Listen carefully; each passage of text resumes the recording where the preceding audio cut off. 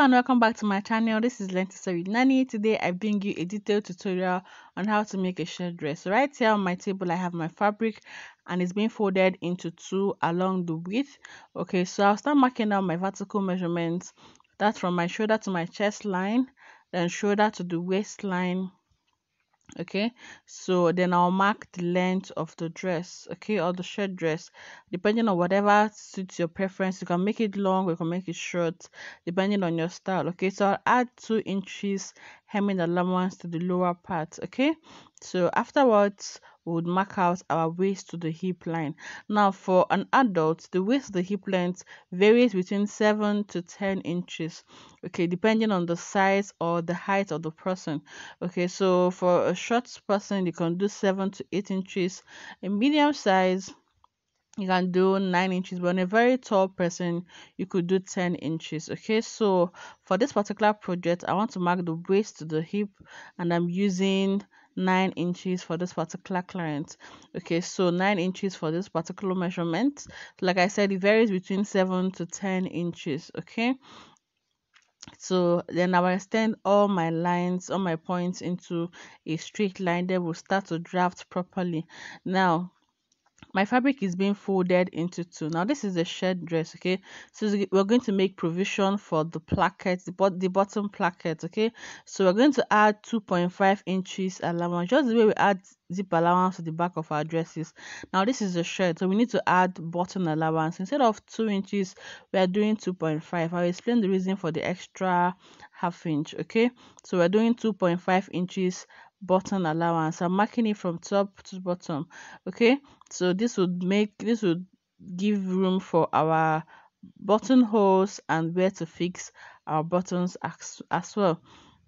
All right, so I've marked 2.5 inches, and like I said, is the button placket and the button cover, whatever you call it. Okay, so just to make your buttons. All right, so I'll extend this into a straight line, and after this all our measurements will start from after the button allowance. Okay, so you're not going to start taking your measurements from the center front again.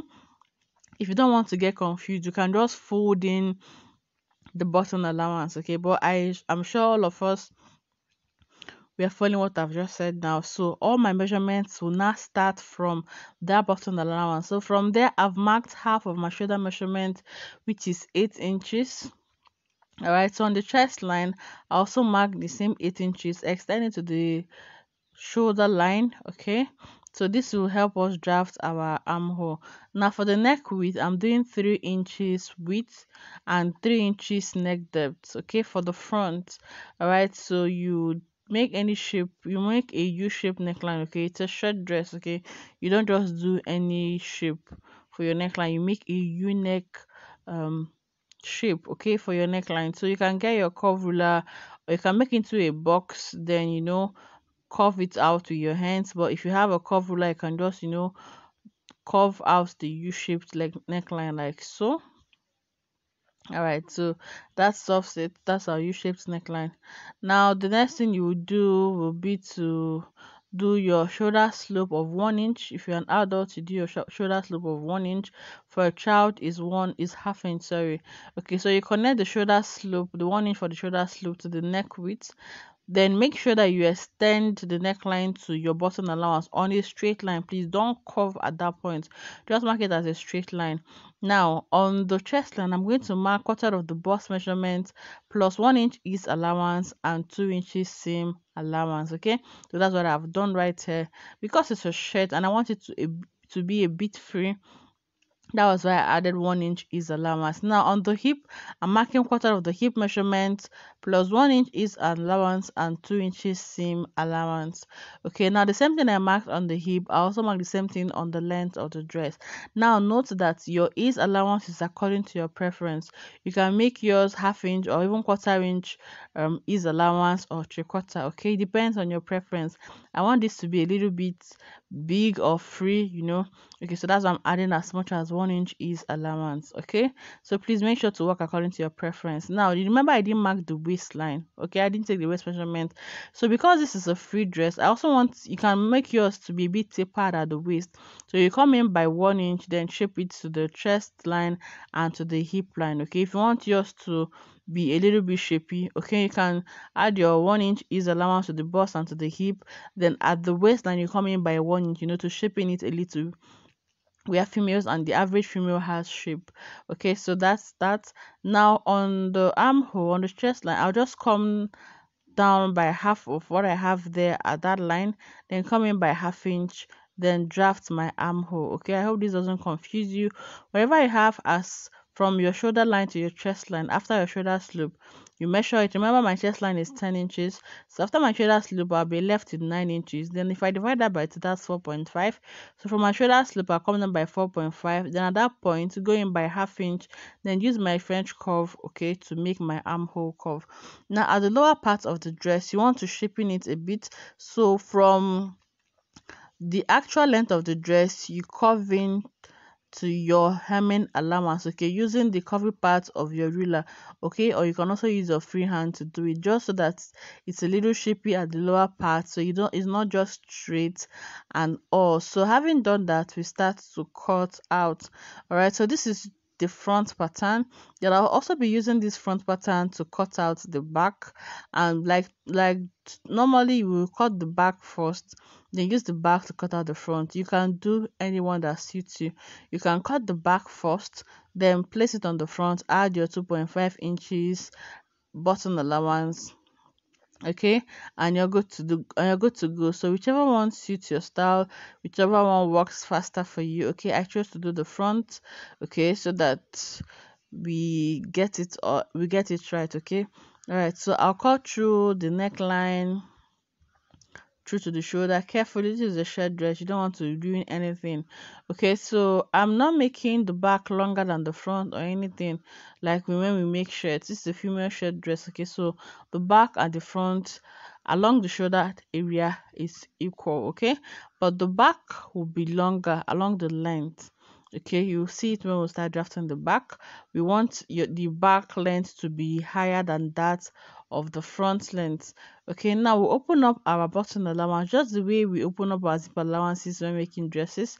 We're opening up the button allowance.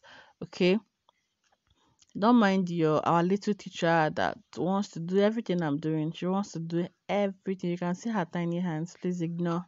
All right, so when I cut or slash through the button allowance, now remember I said we should add 2.5 inches button allowance. Now you fold in ½ inch. Okay, first you fold in ½ inch. You can use your iron to fold it in. Fold in ½ inch first, then you fold 1 inch over. All right, so that way you have 1 inch as your button placket or your button allowance. Okay, then the ½ inch will just be tucked in so they can stitch on it and it will hold firmly.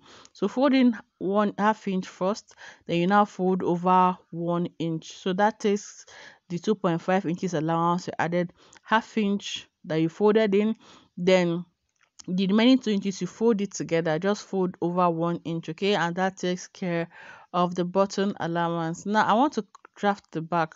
So what I've done is to fold in my button allowance, okay, then use my pins to hold them down. All right, so I'm going to turn over to the other side so that I can see what I've done. Just use your pins to pin or hold down your button allowance, okay, because there's not going to be a button at the back, okay, just in front. So I've folded and you can see now I've used my pin to tack it down or hold it down so that the button allowance doesn't come in at the back. All right, so keep the front aside, then fold our fabric to cut the back. Now I folded the fabric with the same width I use in folding the front fabric, okay, like so, as you can see. So place it together, make sure that no part is longer than one, it's wider than one part, okay, but along the length you can have it longer. All right, so I've placed it together. I'm still making sure that everything properly aligns. Okay, now that is it. Now to the length of the dress, like I said earlier, I want the back length to be longer than the front length, and the length you want is also dependent on what you want to achieve or what you like or what your style is. Okay, so I've made sure that the front and the back, they're properly aligned together. So now I'll just mark out where the front ended. Okay, I've chalked it out, so it's not left for me to determine the length I want for the back length. Okay, so between 5 to 10 inches is okay. So I'm marking 5 inches. Okay, so this is 5 inches. I don't want it to be too long.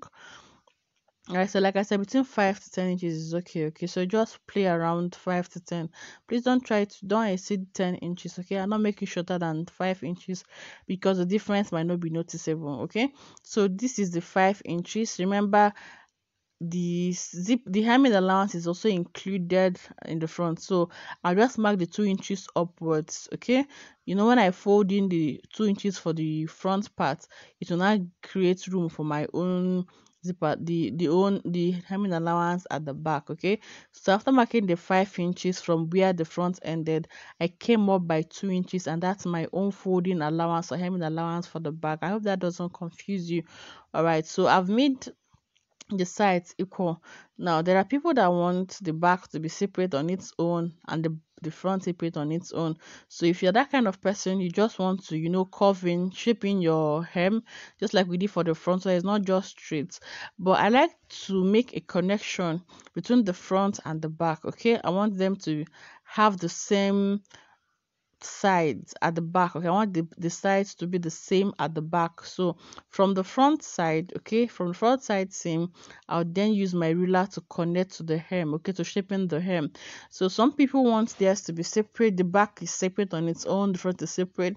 I think it's a style, but it doesn't look nice to me.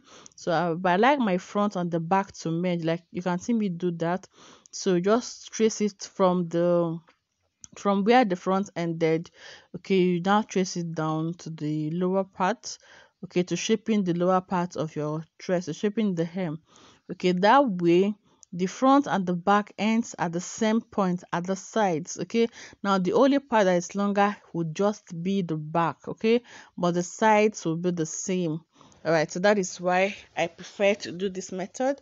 I usually don't like to have the front separate and the back separate. It looks like a poor job or a mistake, but people actually developed it into a style.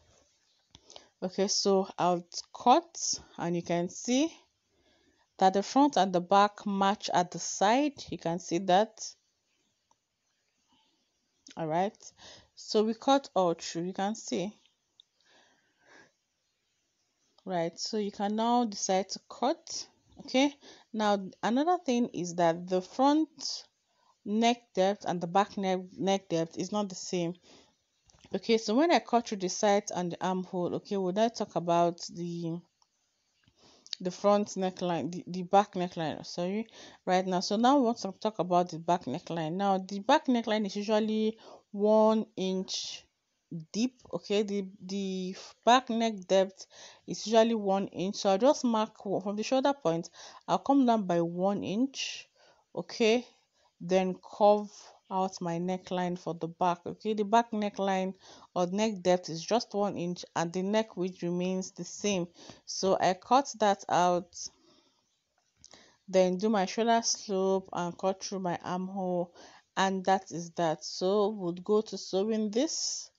Okay, so when you cut this, the next thing you just need is to cut your basic sleeve, attach to it, and make your collar. All right, so in a different video, I'm going to show us how to draft your basic sleeve. Okay, I don't want this video to get longer than it already is, so I'm going to, for clearer purposes, for clearer illustration purposes, I'm going to make a different video, a separate video on how to make your basic sleeve. Okay, so we're using our basic sleeve. I also teach us how to make a collar, your shirt collar. So right now we want to sew the bottom placket or the button allowance. Now remember how I showed us to first fold in ½ inch, then fold in 1 inch. Now what you can do is to notch the 2.5 inches allowance. You can see I have a notch at that point. Okay, so when you make your 2.5 inches mark, you notch it, then first fold in ½ inch, then fold the remaining 1 inch over, then you can pin it to secure it so that it's not moving around and so that you are sure of what you're sewing. Okay, so I use my pins to hold it down from the top to the lower part. Okay, just fold in ½ inch first before you fold over 1 inch. Then you can use your iron, your pressing iron, to run along it so that everything stays together. Okay, so you can now run a straight stitch along the sides. All right, so here's my sewing machine. Okay, so after pinning, I'm going to go ahead and sew this down. Okay, so like so. Gently you sew all the way down. Okay, so when you get where you have your pins, take out your pin and continue your stitching. Alright, so what I have done here, I'll do the same thing to the other side. You know, there are two sides, the left and the right. So when you're done doing this, you attach your buttonholes to one side and you fix your buttons to the other side. You make your basic sleeve and attach to it. Then I'll teach us how to make a collar in the separate video. Alright, so for now, let's concentrate on sewing this together. Alright, so you take your stitch down, and if you're watching till this point, thank you so much for joining this channel. Thank you for being here. Thank you for watching. Please don't forget to subscribe, turn on your post notifications so that whenever I upload a new video, you'll be the first to know. And I've been away from this channel for a long time. I relocated from my former shop to a new one, and it's been so hectic putting this together, arranging, organizing. So I've been away from this channel. I hope you missed me. I missed showing my face here. I miss doing videos. Okay, and I'm back. Okay, so please tell us the videos you want us to make, tell us the tutorials you want me to make, and I'll consider them. All right, so like I said, do not forget to subscribe. Please turn on post notification, like this video, comment, tell us what you like about this video. If it was helpful, please let us know. If there was something you don't understand, please also let me know, and I'll be in the comment section to attend to all the questions you would have. My WhatsApp line is also available. You can throw in questions, illustrations, whatever it is you want me to make. Now I'll do the same thing. Like I've said, what I've done to the other side, I'll also come to this other side. I've pinned it. Okay, so it's easy to work with. So pinning makes your job pretty easy. Just pin and you sew all the way. All right, so I've sewn one side, I'm sewing the other side now. All right, so you also run a straight stitch along it. Okay, so sew from top to the bottom. All right, like so, like so. Now a short dress takes you less than 30 minutes to make. Sewing and stitching. Where you might have issues is making a buttonhole. Okay, do you know how to make a buttonhole? Do you want me to show you how to make a buttonhole? If you want to know how to make a buttonhole, please drop the request. Let us know in the comment section. Okay, depending on the number of people that want to know how to make a buttonhole, I'll share the video. Okay, so prior to this moment, I used to be so scared of making buttonholes, but I've discovered the hack to it, and I'll be so glad to share with us if only you would want to know how to make a buttonhole. So if you want to know how to make a buttonhole, I'm here. Just tell us in the comment section and you would see the video with immediate effect. Okay, like I discovered a very new and easy method to make a buttonhole, and you'll be so wowed, like, why didn't you discover this earlier? Okay, so if you want to know that, please, I'm available, I'm here, just let me know. All right, so I'm done stitching this down. Okay, and this is what it looks like. Okay, you can see I've stitched my button plackets and yeah, the buttonhole or the button placket. I don't know. I keep forgetting what it's being called. I know one side is called the button placket, yeah, and the other side is called the button facing. Okay, I got it right now. All right. So now what I'll do is to place it together. Okay, make sure that the button placket overlaps the facing. Then you get your back bodice, okay, or your back pattern. You place it right sides facing right sides. Then you merge it up at the shoulder. Okay, you can see what I've done here. Make sure that you can also pin the bottom placket to the bottom facing together, okay, so it doesn't move around. Then you go in and sew your shoulder points with 1/2 inch. All right, so I'm back at the sewing machine. Just place your shoulders together. Okay, then you sew with 1/2 inch seam allowance. Okay, then after that, remember we added a side seam allowance of 2 inches. So you go and sew with your 2 inches side seam allowance. You hem the lower part. Okay. So please, in my next video, you'd learn how to cut a basic sleeve. Okay. Just so that this video doesn't get longer than it is. So we are running into 22 minutes already. Okay, and I don't want this video to be longer than that. Okay, so in the next video I'll be showing us how to draft your basic sleeve, okay, so that you can attach your basic sleeve to it. Now, from the knowledge on knowing how to make a basic sleeve, you can make any type of sleeve that you want. So the thing is to get to know the basics, okay, which I'll be dropping in my next tutorial. So the next tutorial will be how to make your basic sleeve. All right, then afterwards, okay, I also drop a video on how to make your shirt collar and also how to attach it. Okay, and don't worry, I'm attaching the shirt collar to this particular dress, this particular shirt dress that we are making. Okay, so it's going to show you how to cut, how to draft your shirt collar, how to cut your shirt collar, how to add your interfacing, and how to sew your shirt collar properly. Okay, so when you're done sewing this, you go join the sides together, then make your buttonholes. Okay, people make buttonholes in the market. Okay, if you don't have a machine that has a buttonhole stitch or a zigzag stitch, you can take it to the market and they will do your buttonholes for you. But if you have a zigzag machine and you want to learn how to make a buttonhole, just hit me up in the comment section and I'll do the video as well. All right, so I'm sewing the other side, okay, of the shoulder seam. Okay, just hold it together and sew. Then I'll see you in my next video. If you found this video helpful, okay, remember what to do. And if you're new here, if you're new to this channel, thank you for joining us. You're welcome. This is Learn to Sew with Noni. Here on this channel, I drop sewing illustrations, sewing tutorials, okay, sewing tips, business tips, fashion business tips. And if this sounds like something you like, something you like to see, or something you like to know, this is the right place. Subscribe, join us, turn on your notification bell so that whenever I upload a video, you'll be notified. And thank you for being here. Till I come your way next time, I remain your friend here on YouTube, Nani. See you. All right, I'm still here, guys. I'm still here. Now I want to show you where to attach your buttonhole and where to attach your buttons. Okay, so you can see I've joined the shoulder. All right, so to your left, to your right hand side, sorry, that is where you attach. You can see this part now. I'm chalking. That's where you attach your button. That's where you put your buttonhole on this side. Okay, when the fabric is facing you on your right hand side, that's where you make your buttonholes. Okay, now your buttonholes can be 4 inches apart from each other. Okay, now the other side is where you attach your buttons. So till I see you next time, I love you, stay safe, bye.